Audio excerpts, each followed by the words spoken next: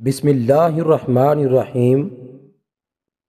ایک مرتبہ حجاج بن یوسف طواف کر رہا تھا تو اس نے دیکھا کہ مطاف کے اندر بیٹھ کر ایک اندھا دعا مانگ رہا ہے کہ اے اللہ میری آنکھوں کو بینا کر دے، مجھے روشنی عطا کر دے۔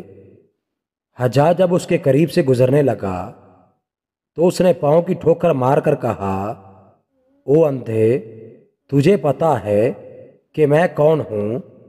تو وہ بیچارہ حیران ہو گیا کہ یہ کون ہے۔ اس نے پوچھا، کون ہو؟ کہنے لگا کہ حجاج بن یوسف۔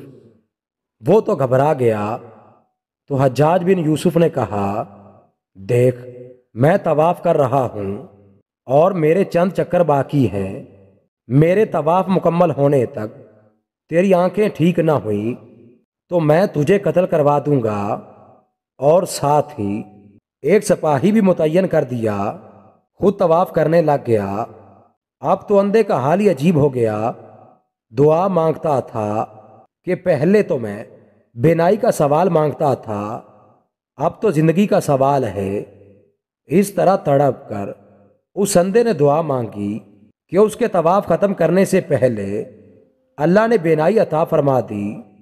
حجاج بن یوسف نے کہا کہ میں نے اپنے بڑوں سے یہ بات سنی ہوئی ہے کہ جیسے تم پہلے دعا مانگ رہے تھے، قیامت تک یہاں بیت اللہ کے سامنے بیٹھ کر وہ دعا پڑھتے رہتے تو تمہیں بینائی کبھی نہ ملتی، کیونکہ زبان سے الفاظ نکل رہے تھے، دل حاضر نہیں تھا۔ اب جب تمہیں جان کی فکر ہوئی کہ میری موت اور زندگی کا سوال ہے، اب تم نے تڑپ کر دعا مانگی، اور جو بندہ اس مطاف میں تڑپ کر دعا مانگے اللہ تعالیٰ کبھی بھی اس کی دعا کو رد نہیں کیا کرتے۔